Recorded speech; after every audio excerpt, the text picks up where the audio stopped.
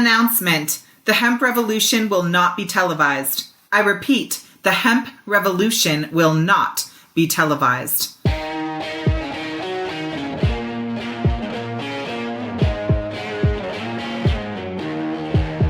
Welcome to the Hemp Revolution podcast, the global hotspot for the buzz and the cannabis. You can hear the stories of the green rush from the dreamers who are writing the rules, innovating the business, and changing history forever. Immerse yourself with the fascinating stories from the leaders in the hemp health revolution to learn how we are changing the game forever. Introducing your hosts, James Brinkerhoff and Sonia Gomez.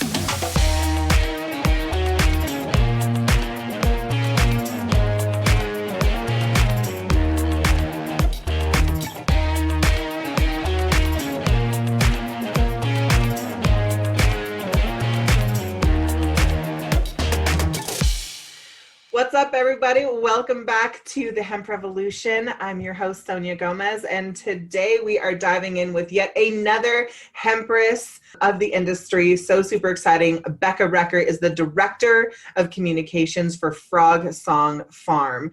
She has a background in organic farming and permaculture design. Becca has been writing about soil health and local food access for over 9 years. The author of several blogs. She has contributed to articles for Oregon Leaf, Green Living, PDX magazines, as well as the following websites: Civilized, Splimm or Splimm? Splimm, Miss Grass, and Flowertown. She has been a featured guest on many different broadcasts, and now she's all mine and all yours for the next hour. Please give a warm welcome to our guest, Miss Becca Recker. Hi. Hello. Thank you so much for having me. I'm so excited to have you, and we were just complimenting each other on our fall vibes. Welcome to fall, even though I felt like summer was way too short. I know. We're doing great. I even have some nice, spicy tea in my thermos, so I'm totally feeling the fall with you. Yes, loving it, loving it. So, Becca, another boss babe in this space here. Absolutely a treat to have you on. Love what Frogsong is doing. Can you just share with us a little bit about your personal background and how you segued into the Green Rush Revolution? Sure. So I started out, as you mentioned, in organic farming. So I worked on vegetable farms. I had a micro dairy where we milked goats and cows. And then I naturally, just as recreational cannabis became legal in Oregon, I kind of found myself on a farm that had began as a tomato farm, but it was really to get the licensing, and they ended up doing pretty much recreational cannabis, totally legal. So I worked there for a couple seasons and loved working with the plants, and then gradually started working in the trim room and stuffing joints and helping out with orders and things like that. So it was a very natural progression from the farm side into the cannabis industry side. So that was a number of years ago. And then as the hemp revolution began, I had some friends who said, "Hey, you used to work in cannabis, didn't you?" And so I said, "Oh, well, here's the strains I love that are high in CBD. If you want any pointers, let me know." And then about a year and a half ago, they said, "We really want you on this team. Will you come join us at Frogsong?" And so I was super stoked to do that.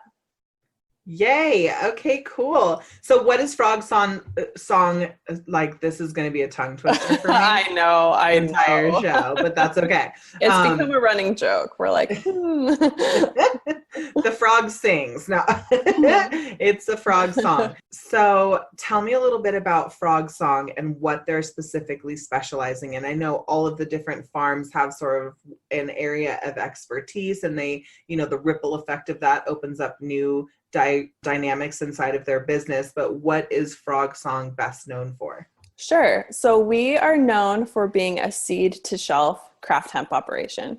So if someone said, "Oh, have you heard of Frogsong?" They would probably they would respond by saying, "Oh, that's that family farm, right? Like they grow and make everything themselves." That's kind of the layman's story of who we are. So we're a family farm. We're on 10 acres, and we grow, harvest, extract, and produce all of our CBD products on site at our licensed facility.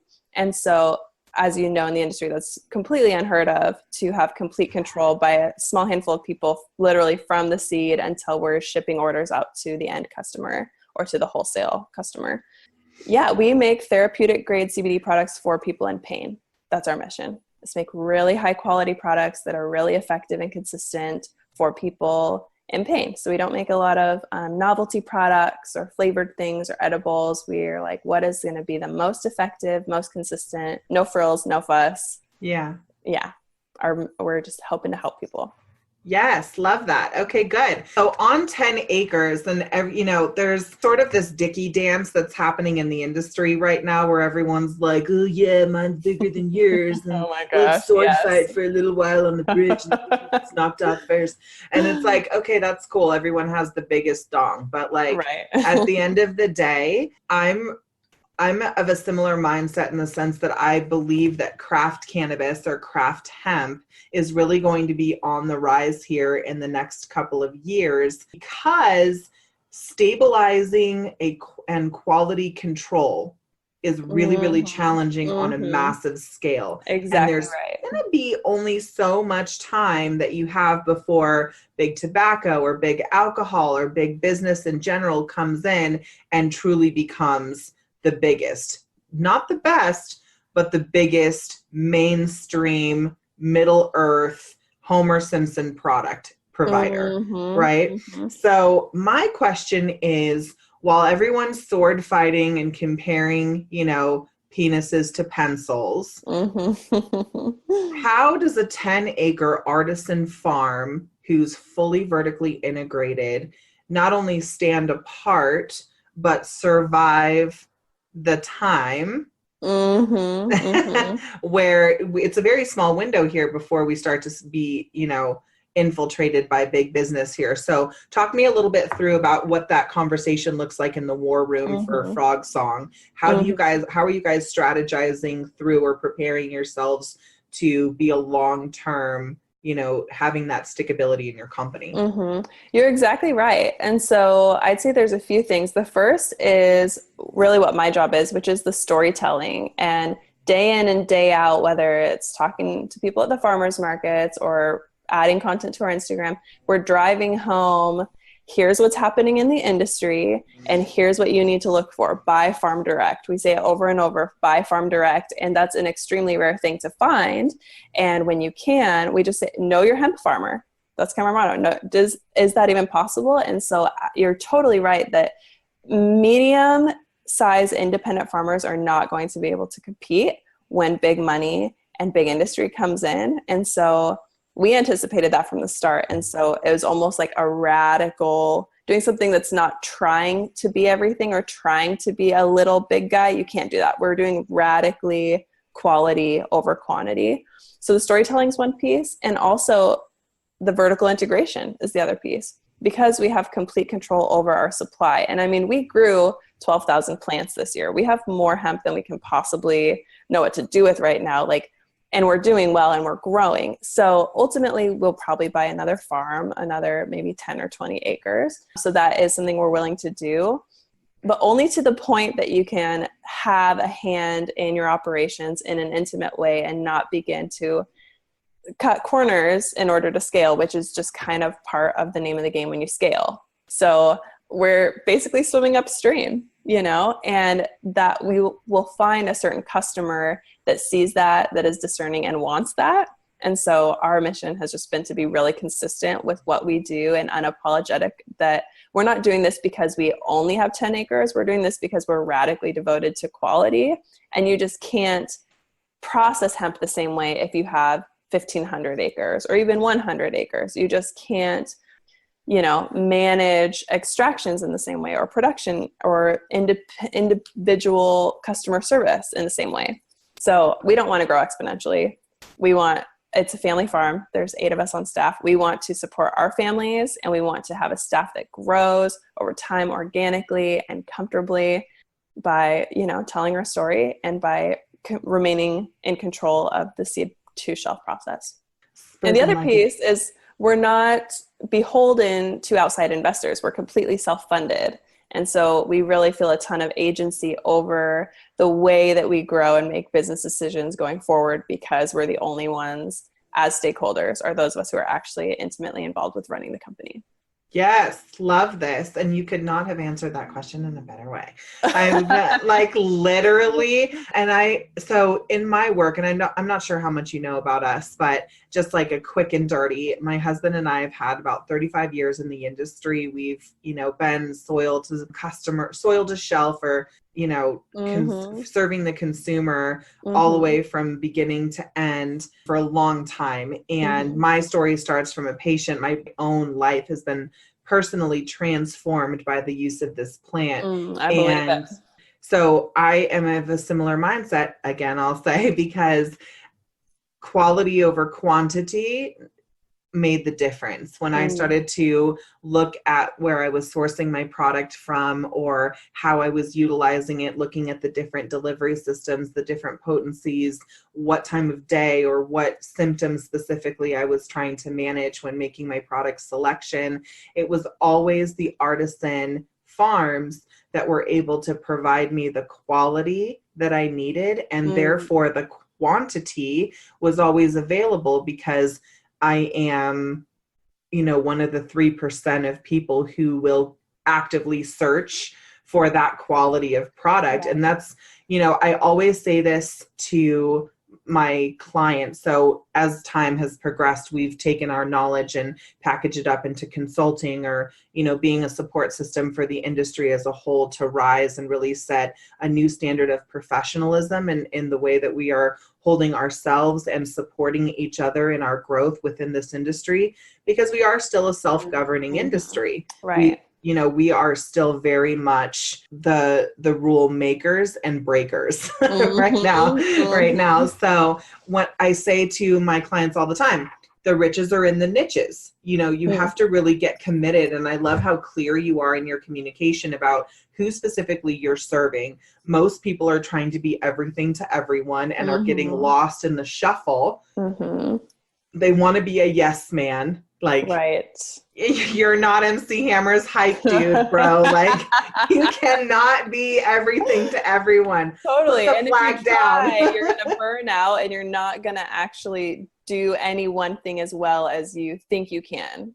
Yeah, totally. Or you're scaling so quickly that you have to take on outside investors, and you have to do all of these other things that ultimately make you lose control of the direction that your company will uphold. The other thing that really stuck out for me, the way that you answered that question, was storytelling.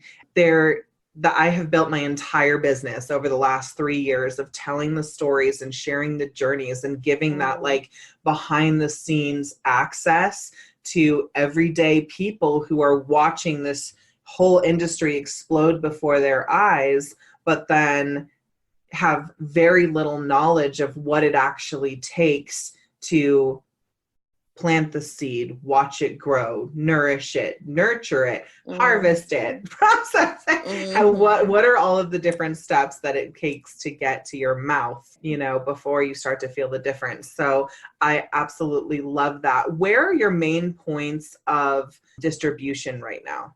Are you primarily in Oregon, or have you guys national, or how are you doing that? We are we're in that awkward teenager moment right now of transitioning from like a very hyper local to kind of a dappling nationally. So we have probably, I'd say 60 or 70 wholesale accounts. Nice. So, and they're pretty much all independent businesses, grocery co-ops, body workers, spas, and things like that.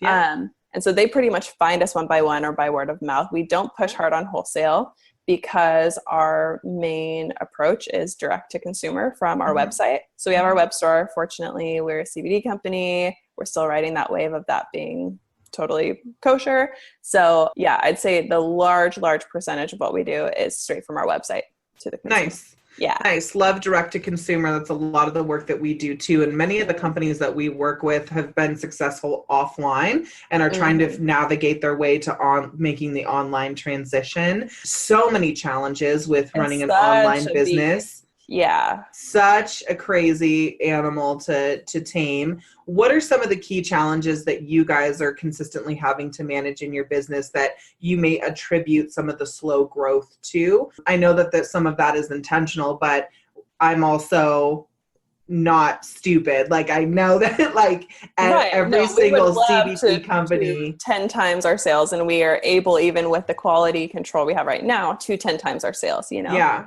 So And what are the glass ceilings that you're hitting with your you know, business right now? a lot of it is challenging in advertising.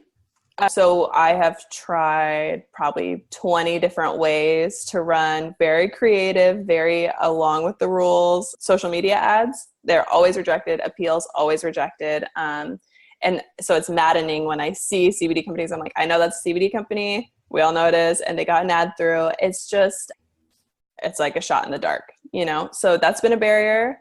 To the point that we're like, let's pivot and wait and see what happens with social media. It's just so frustrating because I've run other businesses and I've seen what social media advertising can do if done effectively and done smartly. And so that's a barrier.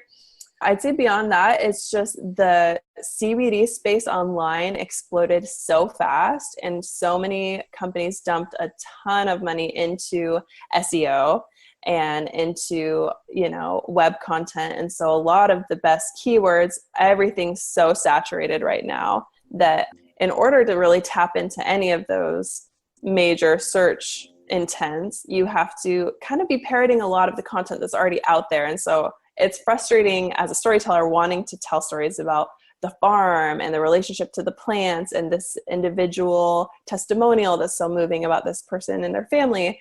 And really we have to be talking about what is CBD legal, you know, like very kind of rudimentary beginner stuff in order to be ranking on search engines. And so just as a storyteller in me, like that is frustrating. But we have an agency who we work with, who we just love, who does a lot of that work for us in terms of all our analytics. And so since we've hired them about 8 months ago, we've been really happy with the results in terms of more organic traffic coming to our website. So I think it's just with SEO, you have to have a really solid team and you have to be patient because it's like growing a garden, you know, it's like you can plant something now and you have to like give, you know, the algorithms time to realize that you're a major player, you know? Yeah, totally. We have been successfully advertising online for both content, communities, and products for the last 3.5 years. We've gotten, you know, our page has gotten built up to our social media platforms, over 1 million followers. We've impacted over 50 million around the world. And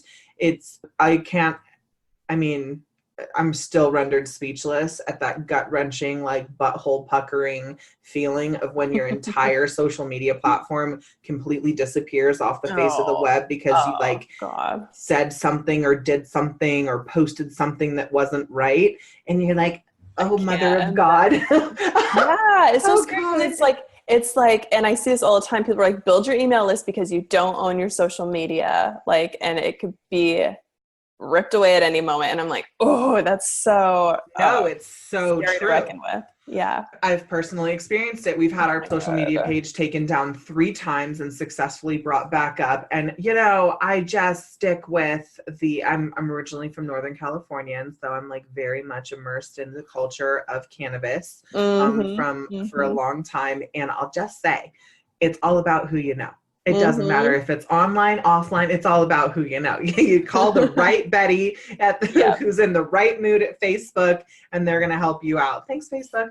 But it does take an investment of time and money, and you know, a minimum of 3 months is how we work with people, because we know that anything that we put to work right now, we're not going to see the full fruit of the labor until 90 days in, you know? So that's a lot to risk in the meantime, like, especially and I'm nobody big. There's way bigger fish in the sea than me, but I'm proud of the impact that we're making, similar to your guys' company. Like, you just get proud of the impact that you make. And at the same time, I'm like, man, there's so many different things that keep the glass ceiling within reach, and I'm always figuring ways to break through that barrier. So what are some of the creative ways that you guys are educating? I mean, I can tell that that's a huge passion of yours. So what are some of the creative ways that you guys are setting yourself apart with the education and the storytelling right now? Mm-hmm. So it took a while, if I can be really candid, it took a while to convince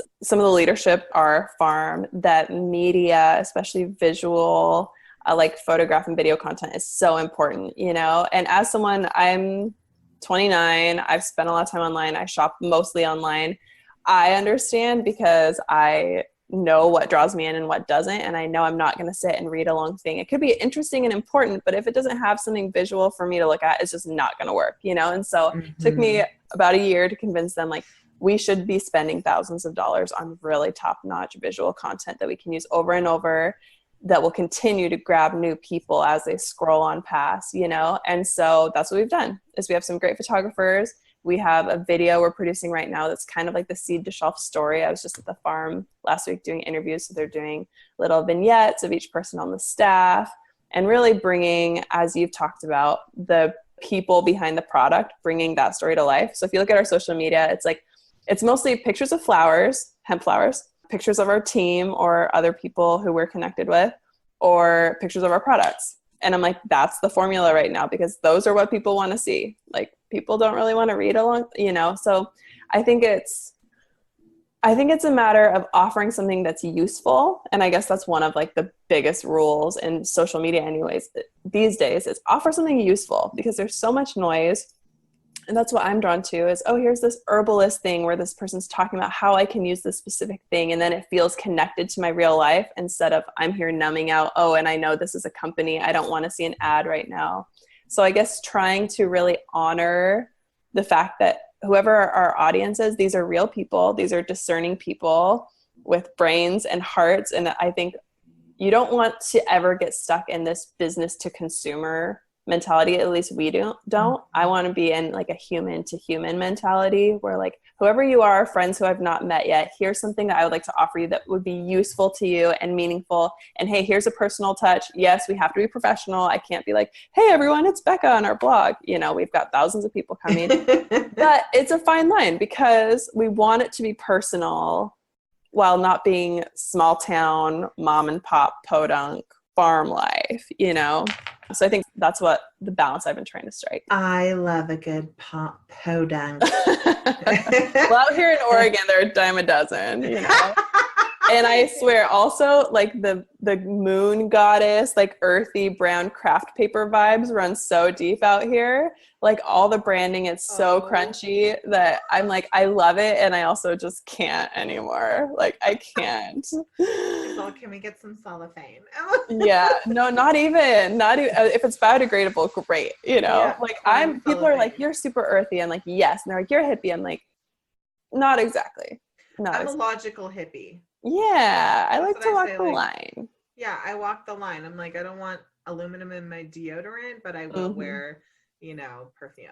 So. Yeah, like I have $300 leather boots, but also I will stop in my garden to pull some kale out in my boots on the way to the show. Yeah. So, like, you can be both.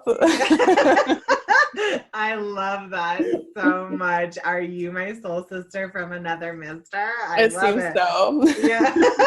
This is so good. You know, I have been pushing the envelope with a lot of my clients on visual storytelling, and I call it story selling, because ultimately, you know, I think if Oprah's show was only a magazine, it wouldn't have done as well. And people today speak in emojis. Oh, I heard a statistic the other day that said you only have, actually my 12-year-old or my 13-year-old said this to me, and I could have clobbered her, but we were driving in the car and I was like, are you paying attention to me? And she was just like, I'm only 13. Do you know that you only have the attention span in seconds for the number of years that you've been alive? Oh, like, what? I'm like, hold the phone. Are you indicating that I only have 34 seconds of attention span? I do not and accept you only that. have 13? We're going to need to increase this by 10. Oh my gosh, that is a scary thought. That's a scary thought, but she's like, look, it's right here on Google, right next to the statistic that every entrepreneur likes to use in a sales conversation. Human only has the attention span of a goldfish. Less than a goldfish, 7 seconds or less. So when you're looking at how to capture the attention of your ideal customer, how to authentically connect with them and move them into a sales conversation, it has to happen quickly. It has to be attractive, and it has to be really, really impactful, because whether or not they buy in that moment, there's like now an imprint in their brain and a visceral memory that you're creating. So is it a good one or is it a bad one? And what do you want them to repeat or say about you later? So video, so super powerful. And even how you translate written testimonials into, you know, verbal testimonials. You know, we've done so much with audio and visual. That's a huge part of our marketing and how we are drawing more viewers in. And I think the most growth we ever saw in our business was when we started to leverage our Facebook page, which for a while in our first 100,000 followers was only memes. We were posting memes and pictures and, you know, things like that. But the minute that I popped on and did a video and just shared a little bit about who I was and what we were up to and what brought it to life, brought the whole thing to life. We grew to like 345,000 followers in the next 45, maybe 50 days. Exponential growth for an otherwise small company. And it's still just me and my bloke. Like, me and my husband running this whole thing. And I'm like, well, I think when you're seeing, there's so many pages out there right now, and like I tend to run a little skeptical, and so I'm like, I want to know who's behind this. Is this just some troll in a basement who has a good collection of memes, or is this someone who I would be friends with and respect and want to, you know, buy from or listen to their advice or their opinions on things, you know? And so you brought it to life, and you totally know what you're doing, clearly. People want to know you. Yeah, they definitely want to know you. And I tell people all the time, like, they'll ask me in a dinner situation or whatever, like, oh, how come you're not talking more? And I'm like, I am talking a lot to the people that I want to give my attention to. Like, I like to make deep connections, and whether there's a million people, I want them to feel like they're the only one I care about. And that's the thing that we really encourage and strive for in the way that we're building business, is that local feel on a national or international scale. And I love that about Frogsong. When I was doing my research about you guys and, you know, listening and reading some of the things that you know, that you guys had done already, I was just super impressed, and I was like feeling really in alignment. And although there's been some guests on my show who I'm like, okay, cool, another brand, like, oh, you're the best, you do everything amazing, you know? I mean, everybody's amazing, right? Everyone has their own thing. Totally. And at the same time, there's not many people that I have been able to relate where I don't feel like I'm like telling them something they didn't know.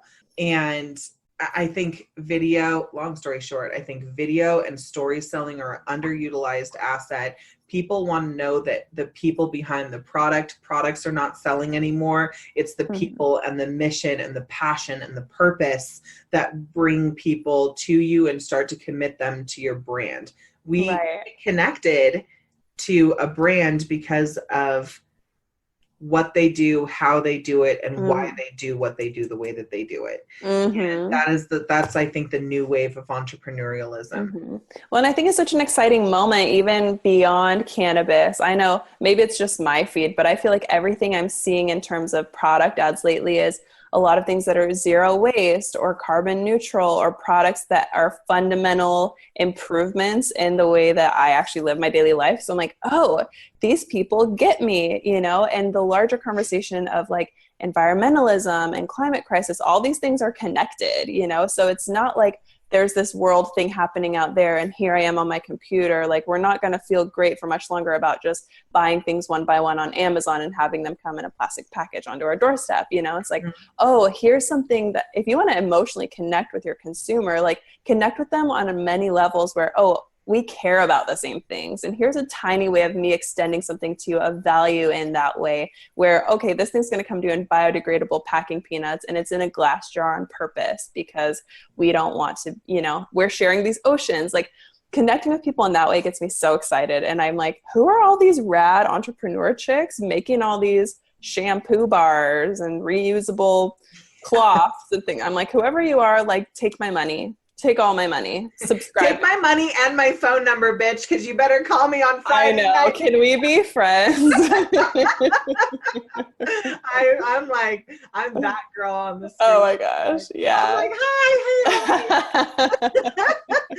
Hi, I caught your vibe and I'm feeling it. So. I know. I love when I'm around town because in Portland we have some, influencers and bloggers, and I'll see them and I'm like, I know them and I've used their recipes, but should I say hi or should I not say hi? And I'm like, I'm going to say hi every time. It's definitely happening. You don't walk on the street and expect to walk past me and not get a, hey, how are ya? Totally. I would expect that.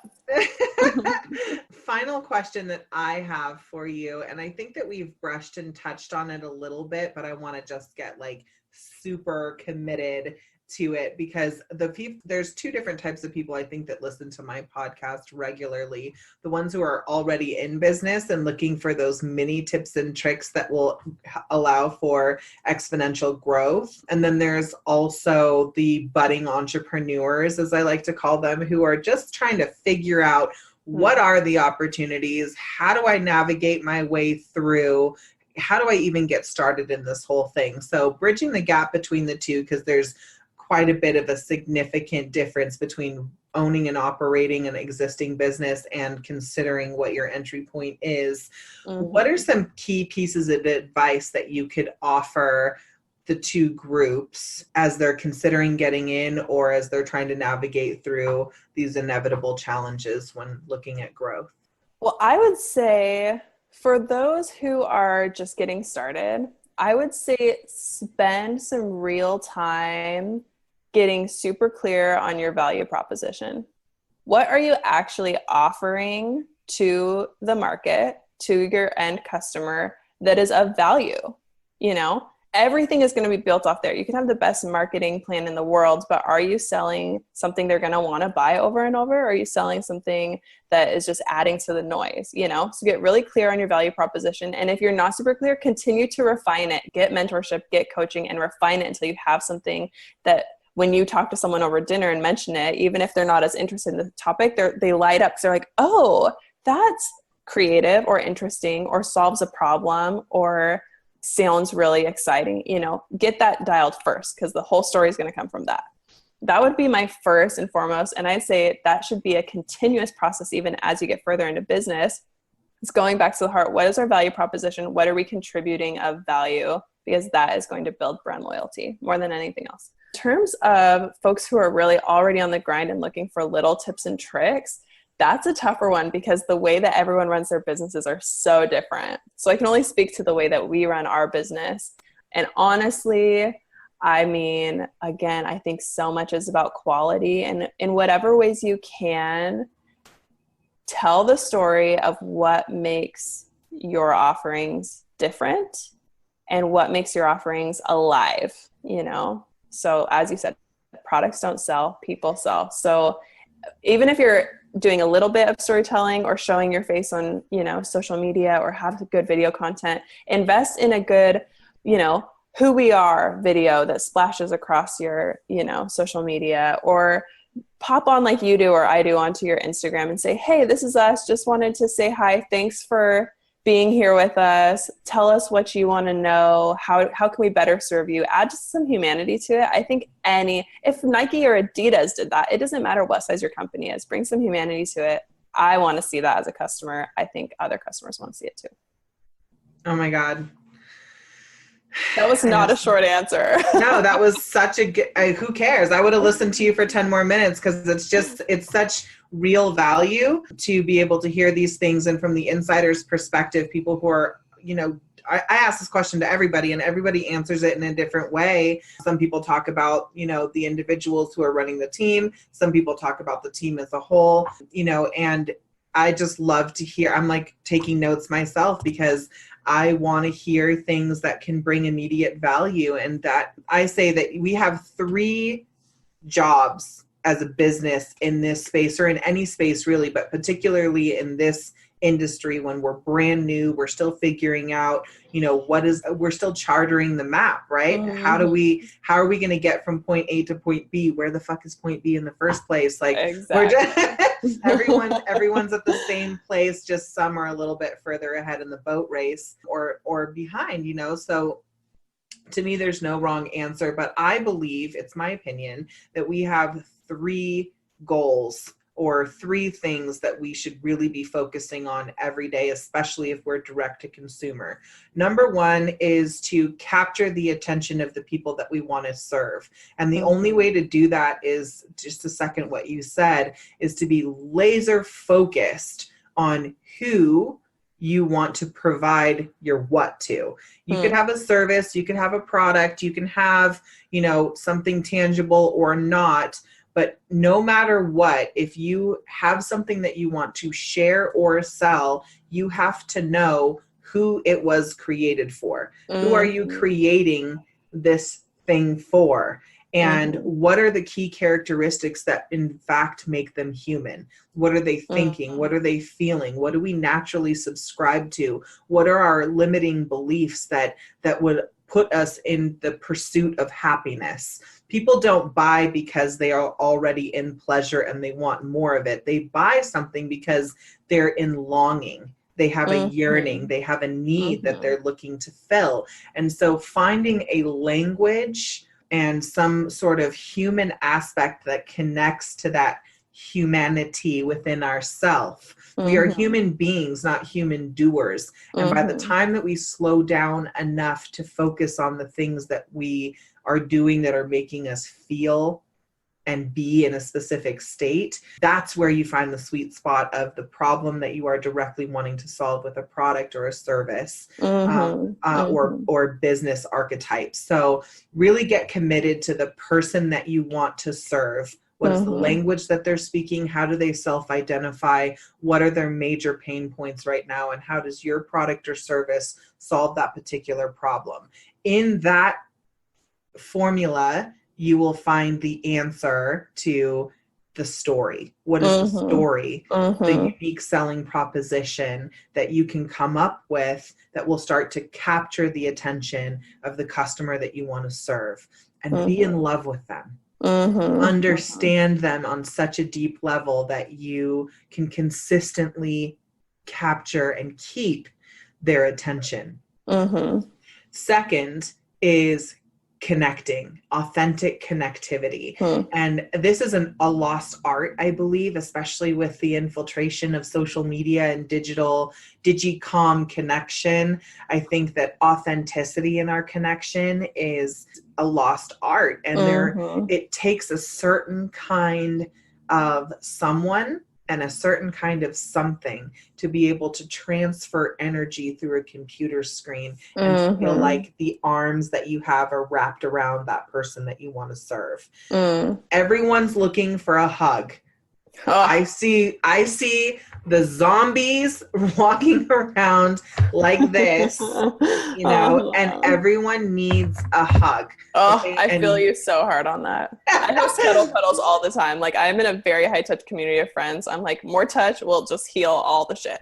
All the shit. And I'm telling you, that's what people are searching for in social media. They're looking for the touch. They're looking for the connection. They're, everyone's attention, everyone's vying for the capture, and they want to skip this step and take you straight to the sale and the conversion. But if you spend time, energy, and money connecting with the peoples who you are capturing in the process, I guarantee you that you're going to see more of your advertising dollars actually come back to you on an ROI, and your return on time invested is going to start to shrink, and you'll be able to make those quantum leaps because you have the backing of your community. Now, it could be global, it could be national, it could be local. It doesn't matter how big or small, but if you imagine yourself as a pebble dropping into a pond, you'll never know how far the ripple can go until it hits the shore.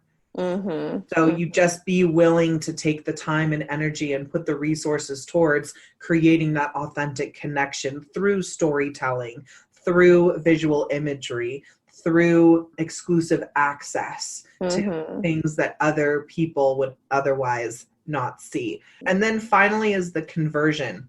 I like to say how you do one thing is how you do everything. And if you take your time in the first two steps, it will not be a matter of you asking for the sale, but more so of how you and I have been talking about our experience in buying. We throw our money in the direction of the people that we are captivated by, or that we are connecting to, that mission, that movement, that we feel like we're a part of something greater. And we're like, where's my goddamn wallet? This lady, just tape it. Just tape the whole thing. It's coming on Friday, girl. You have it, right?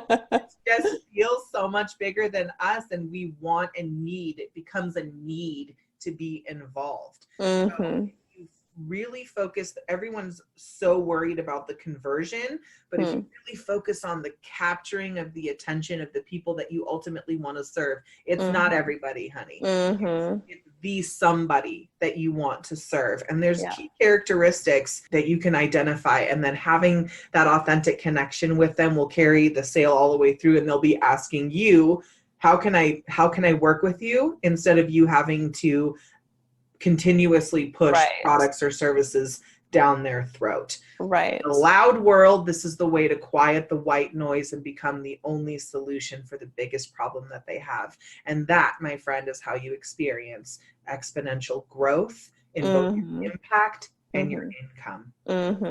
I love it. I feel like you just hit on something, which is really, there's so much wisdom in going deep and not wide.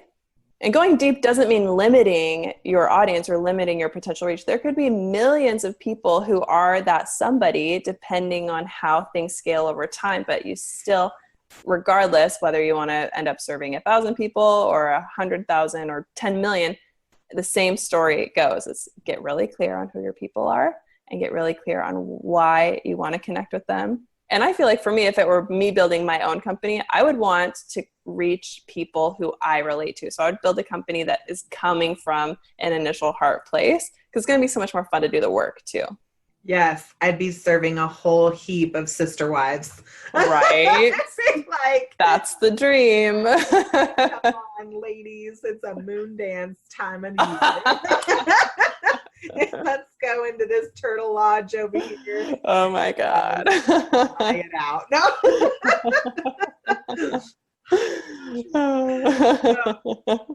Yes, that is exactly right. So thank you so much for your amazing time and attention and the incredible work that you're doing in your community. We will be following your journey closely. I will be making my way out to Oregon. Actually, we're going to see a few of our artists and manufacturers who have bridged the gap between mainstream and sort of that like craft paper wrapping model. She has incredible, the name of her company is Medicine Flower, and we're helping her develop her white label process.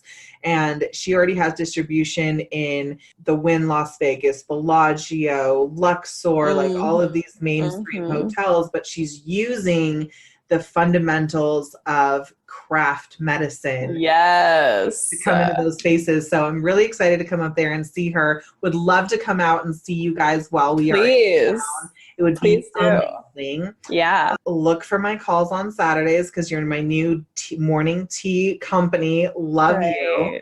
And do you have any final words for our audience before we bounce out today? I mean, I would say stop by frogsongfarm.com.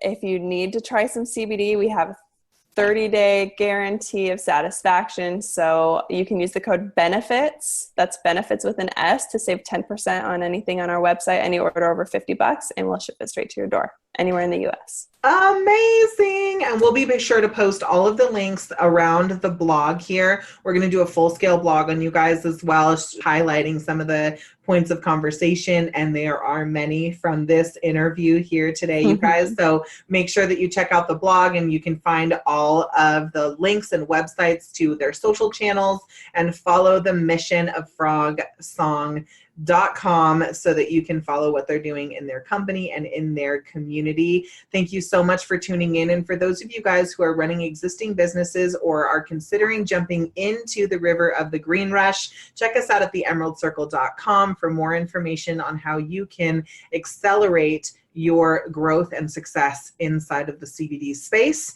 If you are a patient looking for the best products, go to frogsong.com, use the code benefits, or check us out at medicalsecrets.com for more information on how CBD can work for you. I'm your host, Sonia Gomez, and this is the Hemp Revolution. We'll see you on our next show.